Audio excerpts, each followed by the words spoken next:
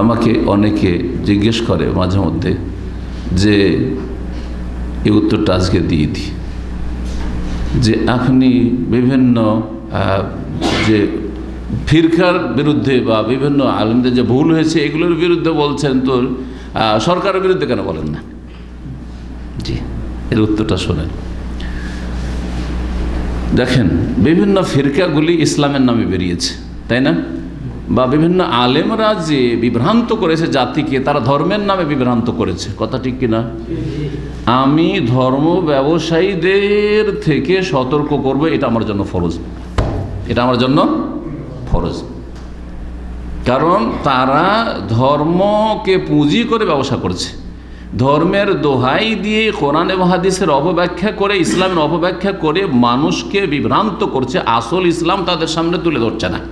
সুতরাং এই ক্ষেত্রে যেটা আসল ইসলাম, যার উপর সালাফে সালেহিনরা ছিল, যেটা আমি বুঝেছি আমার এই অল্প বিদ্যায়, সেটা আমার মানুষের কাছে খুলে বর্ণনা করা ফরজ আমার উপর, যাতে করে মানুষ ধর্মের নামে কি না হয়, প্রতারিত না হয়, ধোঁকা না খায়। বুঝতে পারছেন না? পক্ষান্তরে জালেম শাসকদের বিরুদ্ধে বলা, এটা আমার প্রয়োজন নেই, আমার প্রয়োজন নেই। কেন নেই? এই জন্য নেই যে প্রথম কথা, একটা সাধারণ দেশবাসী জালেম শাসককে চিনছে, ওকে বলারই দরকার নেই। জালেম শাসকরা ধর্ম ব্যবসা করে না, কোনোদিন বলেন না যে ধর্মের দোহাই দিয়ে আমরাই করছি। ধর্মের দোহাই দিচ্ছে না, আপনারাও বুঝছেন যে কার, কোন শাসকের, কোন এমপির এটা জুলম হইল, কোন চেয়ারম্যানের এটা জুলম হইল, কোন মন্ত্রীর এটা জুলম অত্যাচার হইল, এটা বুঝছেন না? হ্যাঁ, কোন ওসির এটা জুলম অত্যাচার হইল, কোন ডিসির এটা জুলম অত্যাচার হইল, বুঝেন না আপনারা? ধর্ম ব্যবসা করা তাদের ক্ষমতা নেই, অর্থাৎ জনগণ তাদেরকে ইসলামের আদর্শ মনে করে না। সুতরাং এই ক্ষেত্রে তারা ধর্ম ব্যবসা করতেও পারবে না, আর তাদেরকে ধর্মের ক্ষেত্রে, দিনের ক্ষেত্রে কেউ আদর্শ মনে করে না। বুঝতে পারছেন না? সুতরাং বিভ্রান্ত হওয়ার প্রয়োজন নেই। জুলমের বিরুদ্ধে বাইরে থেকে বলা ইসলাম শেখায়নি। এখন বাকি থাকলে জুলমের বিরুদ্ধে কেন বলেন না? জুলমের বিরুদ্ধে বলতে হয়নি, জুলমের অবসান কিভাবে ঘটবে সেটার সমাধান দিতে হবে। কথা বলছেন না? আমি ওই হাদিসটারে এর আগে ব্যাখ্যা করেছি। আফজালুল জিহাদ, সবচাইতে উত্তম জিহাদ হচ্ছে কালেমত হাক্কিন, হক কথা, সত্য কথা বলা, ইন্দে কুল্লে সুলতানিন জাইরিন, প্রত্যেক জালেম শাসকের কাছে হক কথা বলা। ইন্দা আছে, কিন্তু কি আছে? ইন্দা। ইন্দা মানে কি? বিরুদ্ধে। ইন্দা মানে বিরুদ্ধে নাকি? ইন্দা মানে কাছে। তাহলে কাছে গিয়ে, যেমন ধরেন একজন জালেম এখানে আছে, তার কাছে সবাই পৌঁছিতে পারে না, যে পৌঁছিতে পারছে, যেই আলেম, সে যাবে, গিয়ে পৌঁছে, অথবা তার কথা পৌঁছাতে পারবে, নিজে পৌঁছিতে না পারলে তার কথা পৌঁছাতে পারবে, এমনভাবে যেভাবে পৌঁছাইলে কাজ হয়, কারণ উদ্দেশ্য হচ্ছে জুলমের অবসান ঘটানো। সুতরাং এমনভাবে মেসেজ পৌঁছাতে যাতে সমাধান হয়, এইভাবে পৌঁছে দেওয়ার ব্যবস্থা যদি থাকে, তার কাছে তার টেলিফোন নম্বর আছে, তার কাছে তার ইমেল নম্বর আছে, তার কাছে এইরকম কোনো পার্সোনাল যোগাযোগের ব্যবস্থা আছে, তাহলে ইন্দাটাকে ফিট করা যেতে পারে। আর বিরুদ্ধে কোনটা? জুমার খুতবা। আমি কতটা যোগ্যতা রাখি? খুব বেশি তো জুমার খুতবায় আমার বলার অধিকার আছে, মানে আমার মতো যারা আলেম সমাজ দেশে আছে তাদের, অথবা একটা জলসা মাহফিল হচ্ছে, সম্মেলন হচ্ছে, সেখানে বলার ক্ষমতা আছে।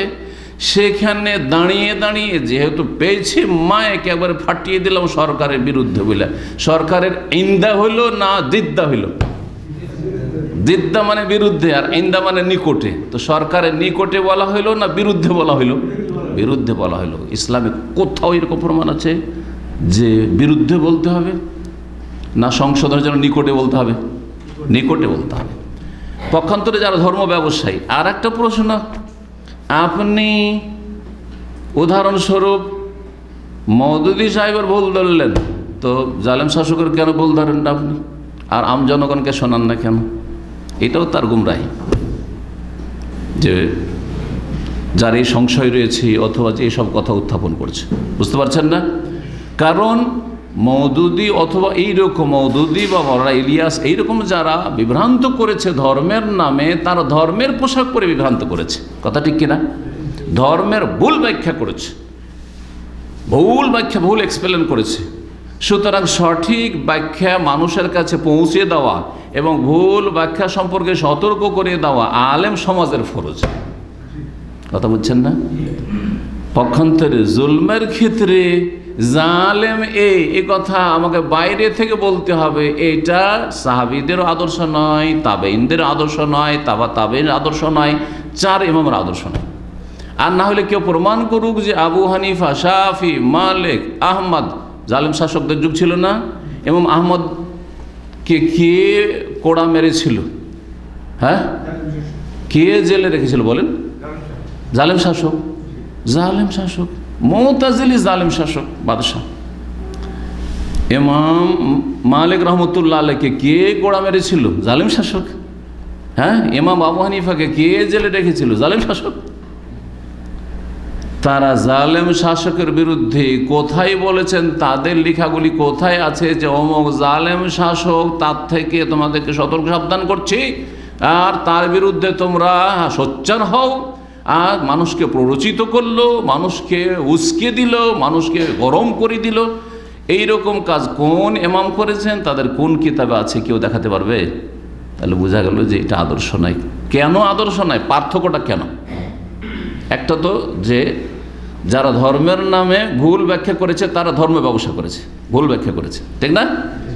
পক্ষান্তরে জালেম শাসকরা ধর্ম ব্যবসা করেনি, তারা পেটের দুনিয়ার ব্যবসা করেছে, দুনিয়ার ব্যবসা করে, ধর্মকে নিয়ে, ধর্মকে পুঁজিবারে ব্যবসা করেনি। 2 নম্বর কথা হচ্ছে যে যারা ধর্মের নামে বিভ্রান্ত করেছে তাদের ভুলগুলি সংশোধন করে দিলে দেশবাসী ভুল ইসলাম থেকে, যেটাকে ভুল ইসলাম সেটাকে ইসলাম মনে করা হচ্ছে, ভুল ইসলাম থেকে ফিরে চলে আসবে। কথা বুঝছেন না? সহজে আপন আপন বাড়িতে থেকে, বদ আকিদা, ভ্রান্ত আকিদা থেকে, ইখওয়ানি মতবাদ থেকে, এই মওদুদি মতবাদ থেকে, আর ইলিয়াসি মতবাদ থেকে, এসব সুফিজম থেকে ফিরে চলে আসবে। কথা ঠিক কিনা? পক্ষান্তরে জালেম শাসকদের বিরুদ্ধে যদি বলা হয় উস্কানিমূলক গরম করা কথা, তাহলে রক্ত গরম হয়ে যাবে। তখন এরা সুযোগ নেবে যে কোনো জায়গায় এরকম অঘটন ঘটাবো, যাতে করে জালেম শাসক অথবা তাদের যারা আমলা আছে তাদেরকে মারা যায়, তাদেরকে ক্ষয়ক্ষতি করা যায়, তাদের ধ্বংস করা যায় ইত্যাদি, বা তাদের পতন ঘটা। করবে না? করবে না? করবে না? করবে না? তখন অস্ত্র ধারণ করবে না দেশবাসী? যেই দেশে মানুষ অস্ত্র ধারণ করে নেবে সেই দেশে শান্তি থাকবে, নিরাপত্তা থাকবে, সেই দেশে মসজিদে জামাত হবে, জুমার নামাজ হবে, মানুষ বাইরে বেরোতে পারবে, নিরাপদ চলাফেরা করতে পারবে, কিচ্ছু করতে পারবে না। লাভ হইল না লস হইল? চিন্তা করেন। এই বিষয়গুলি অনেকে বুঝাও বুঝে না, কারণ তাদের রাজনৈতিক উদ্দেশ্য আছে, আর অনেকে বুঝেই না আসলে সালাফদের মানহাজ।